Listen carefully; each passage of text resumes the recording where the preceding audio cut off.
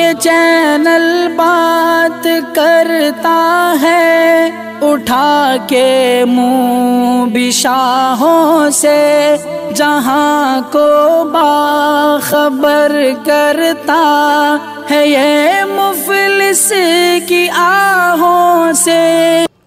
ناظرین گرامی السلام علیکم ورحمۃ اللہ وبرکاتہ۔ سیدھی بات کے آج کی بات خاص بات میں آپ لوگوں کا استقبال ہے۔ ناظرین گرامی میں انصار عزیز ندوی اس وقت دن بھر سے آئی ہوئی کچھ اہم ترین خبروں کی تفصیلات لے کر کے حاضر ہوا۔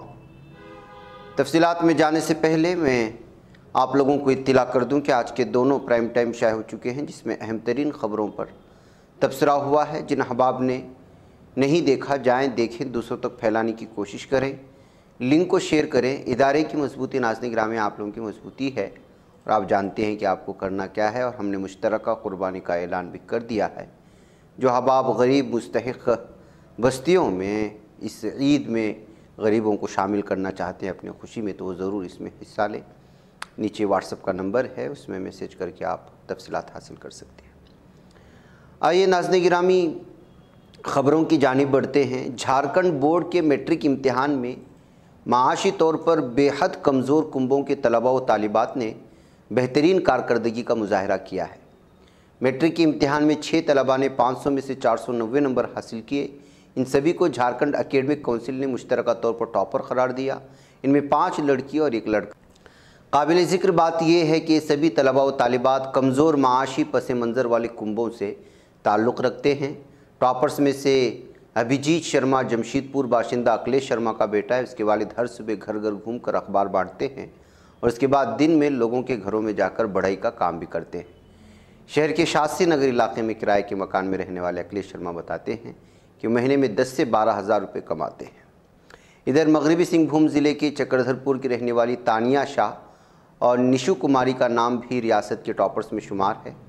دونوں چکردھر پور واقع کارمل اسکول کی طالبہ ہیں۔ تانیہ شاہ کے والد ستیش شاہ چائے سموسے کی چھوٹی سی دکان چلاتے ہیں، جبکہ نشو کے والد گھر گھر جا کر دودھ فروخت کرتے ہیں۔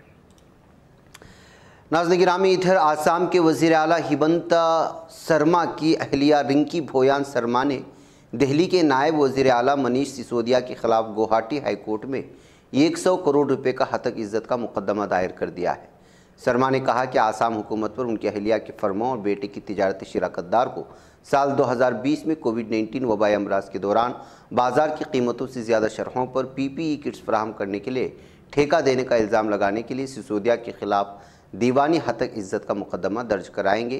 اس کے بعد منگل کو ایک کیس درج کر دیا گیا ہے۔ ناظرین فوج میں بھرتی کی نئی اسکیم اگنی پتھ کو لے کر طلباء کی مخالفت بھلی ہی تھم گئی ہو، لیکن بہار میں بدھ کو اہم اپوزیشن پارٹی RJD اور بایاں محاذ کے لیڈروں نے اسمبلی سے راج بھون تک پیدل مارچ بھی کیا ہے۔ اس مارچ میں ان پارٹیوں کے اراکین اسمبلی قانون ساز کونسل کے اراکین نے حصہ لیا۔ حالانکہ اس مارچ سے کانگریس نے اپنی دوری بنائے رکھی ہے۔ کانگریس لیڈر راہل گاندھی کو ED کی جانب سے 5 مرتبہ پوچھ گچھ کے لیے طلب کیا جا چکا ہے۔ ان کے نام کوئی تازہ سمن جاری نہیں کیا گیا، لہٰذا یہ سمجھا جا رہا ہے کہ فی الحال کے لیے تفتیشی ایجنسی کی پوچھ گچھ ختم ہو گئی۔ ED کے دفتر میں 5 دنوں تک ED کے سوالوں کا سامنا کرنے کے بعد راہل گاندھی نے پارٹی کارکنان سے آج خطاب کیا اور بتایا کہ ان کا تجربہ کیسا رہا۔ راہل گاندھی بدھ کے روز AICC کے دفتر پر کانگریس کے ستیہ گرہ سے خطاب کر رہے تھے۔ یہ ستیہ گرہ راہل گاندھی سے ED کی پوچھ گچھ اور اگنی پتھ اسکیم کے خلاف کیا گیا تھا۔ ناظرین ادھر مہاراشٹر شیو سینا کے باغی MLA آسام کے گوہاٹی میں ریڈیشن بلو ہوٹل میں ڈیرے ڈالے ہوئے ہیں۔ یہاں 3 دن قیام کریں گے اور مہاراشٹر کے گورنر بھگت سنگھ کوشیاری سے ویڈیو کانفرنسنگ کے ذریعے بات کریں گے۔ ذرائع نے بدھ کو اطلاع دی ہے۔ ذرائع نے بھی بتایا کہ باغی شیو سینا لیڈر ایکناتھ شندے نے گورنر بھگت سنگھ کوشیاری کو خط لکھا ہے تاکہ حکومت بنانے کے لیے اپنی طاقت ظاہر کرنے کے لیے میٹنگ طلب کریں۔ اہم بات یہ ہے کہ کوشیاری کی بدھ کو کورونا وائرس سے متاثر ہونے کا پتہ چلا۔ ان کی غیر موجودگی میں گوا کے گورنر سریندرن ریڈی کو مہاراشٹر کا اضافی چارج دیا گیا ہے۔ ناظرین اتر پردیش میں تشدد کے ملزمان کی جائیدادوں کو بلڈوزر سے مسمار کرنے کے معاملے میں یوپی حکومت نے بلڈوزر کے ذریعے کی جا رہی انہدامی کارروائی کو قانونی طور پر جائز قرار دیتے ہوئے کہا ہے کہ کارروائی قواعد کے مطابق کی گئی ہے۔ سپریم کورٹ میں جمع کرائے گئے حلف نامے میں یوپی حکومت نے کہا کہ مسماری غیر قانونی تعمیرات کے خلاف معمول کے عمل کا حصہ ہے۔ جمعیت غلط طریقے سے انہدامی کارروائی کی فسادات سے جوڑ رہی ہے۔ نوٹس بہت پہلے جاری کر دیے گئے تھے۔ یوپی حکومت نے کہا کہ فسادیوں کے خلاف علیحدہ قانون کے تحت کارروائی کی جا رہی ہے، لہٰذا جمعیت علماء ہند پر جرمانہ عائد کر کے عرضی خارج کی جائے۔ الہ آباد میں جاوید محمد کے گھر پر کارروائی سے پہلے کئی مواقع دیے گئے تھے، اس کا فسادات سے کوئی تعلق نہیں، قانون کے مطابق عمل کیا گیا ہے۔ ناظرین، ادھر مدھیہ پردیش میں مانسون کی بارش کے بعد خریف سیزن کے لیے کھیتوں میں بونی کا کام شروع ہو چکا ہے، لیکن کسانوں کو کھاد کی کمی سے نبرد آزما ہونا پڑ رہا ہے۔ شیوپوری ضلع میں تو کسانوں کو DAP نہیں مل رہا ہے، جس کی وجہ سے لمبی قطاریں لگی ہوئی۔ شیوپوری کے لودھا بلی واقع کھاد ڈسٹریبیوشن سینٹرز پر منگل کو کھاد کے لیے پریشان کسانوں کی لمبی لائن لگی دیکھی۔ کسانوں کا الزام ہے کہ ڈسٹریبیوشن سینٹر پر بد انتظامی کا ماحول ہے، DAP صحیح ڈھنگ سے تقسیم نہیں کیا جا رہا ہے۔ ناظرین، اسکیم کو لے کر پورے ملک میں احتجاجی مظاہرے دیکھنے کو مل رہے ہیں۔ اگنی پت اسکیم کو لے کر کے نوجوان مایوس ہیں کہ انہیں 4 سال کے بعد فوج سے نکال دیا جائے گا اور وہ بے روزگار ہو جائیں گے۔ اس مایوسی کی وجہ سے نوجوانوں میں خودکشی کا ایک سلسلہ شروع ہو چکا ہے جو فکر انگیز ہے۔ راجستھان میں 2 دنوں میں 2 نوجوانوں نے اگنی پت اسکیم سے مایوس ہو کر موت کو گلے لگا لیا۔ تازہ معاملہ جھنجھنو کے 19 سالہ نوجوان سے جڑا ہے جو اگنی پت اسکیم لانچ ہونے کے بعد سے ہی تناؤ کی زد میں تھا۔ منگل کو اس نے پھانسی لگا کر اپنی زندگی ختم کر لی۔ اس سے قبل پیر کے روز بھرتپور میں بھی ایک نوجوان نے خودکشی کر لی تھی۔ پولیس سے موصولہ اطلاعات کے مطابق واقعہ جھنجھنو کے چڑاوا شہر کے اسٹیشن روڈ علاقے کا ہے۔ یہاں رہنے والے انکت نے اپنی بہن کے گھر میں پھانسی لگا لی۔ اس کی بہن پونم جھانجوت کے سرکاری اسکول سے منسلک ہے۔ گھر والوں نے پولیس کو بتایا کہ انکت پیر کے روز ہی اپنی بہن کے گھر گیا تھا۔ یوگا ڈے کے سبب منگل کو اس کی بہن اسکول گئی تھی۔ اس دوران انکت نے خودکشی کر لی۔